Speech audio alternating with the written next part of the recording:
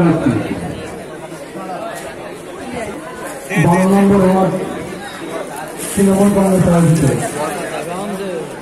আজকের এই মহৎ রক্তদান শিবির, তাদের উদ্দেশ্যে আমরা খুশি হয়েছি। আমাদের প্রাক্তন মেয়র তথা চন্দ্রনগরের চেয়ারম্যান এবং প্রাক্তন বিধায়ক মাননীয় অশোক কুমার সাউ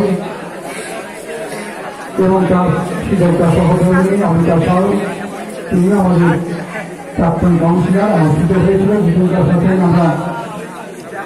আমার কাজ করার সুযোগ হয়েছিল।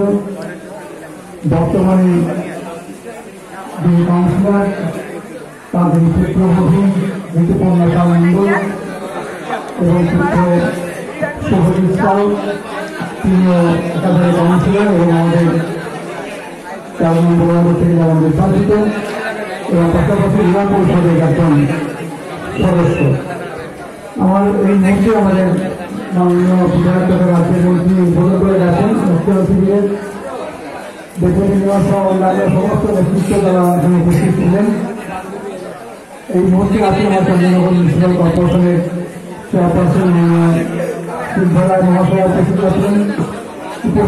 আছেন আমাদের চন্দ্রনগর তৃণমূল কংগ্রেসের যে সভাপতি তথা মেয়র পরিষদ 26 নম্বর ওয়ার্ডের কাউন্সিলর সাজ্জাদ, মেয়র পরিষদ 14 নম্বর ওয়ার্ডের কাউন্সিলর রঞ্জিত, যারা আসছেন এবং আগামী পরবর্তী ক্ষেত্রে আসবেন, এবং আমাদের 12 নম্বর ওয়ার্ড এবং পাশাপাশি সমস্ত ওয়ার্ড থেকে যে সমস্ত তৃণমূল কংগ্রেস যে সমস্ত কর্মী বন্ধুরা আছেন সভাবাসীর পক্ষ থেকে আন্তরিকভাবে প্রীতি শুভেচ্ছা অভিনন্দন জানাই। যখন আমরা মনে করি তার দীর্ঘ রাজনৈতিক জীবনে আমরা দেখেছি, তার যে আন্তরিকতা এবং সহযোগিতা মানসিকতা নিয়ে ভোট গঠন হল।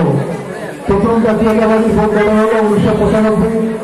সেই বোর্ডে আমি সদস্য ছিলাম এবং সেই বোর্ডে প্রথম তিনি জাতীয়তাবাদীর পক্ষ থেকে তিনি নেওয়া হয়েছিলেন চন্দ্রনগরে। এই স্মৃতি আমাদের কাছে বলার নয়। আমরা দেখেছি যে সে কিভাবে কাজ করতে হয় এবং কিভাবে সেই সময়টা ছিল একেবারে একদিকে যেমন রাজ্য সরকার বামপন্থীরা এবং চন্দ্রনগরটাও ছিল ঠিক সেরকমই। কেবলমাত্র 1700 ব্যবধান ছিল আমাদের ওয়ার্ড।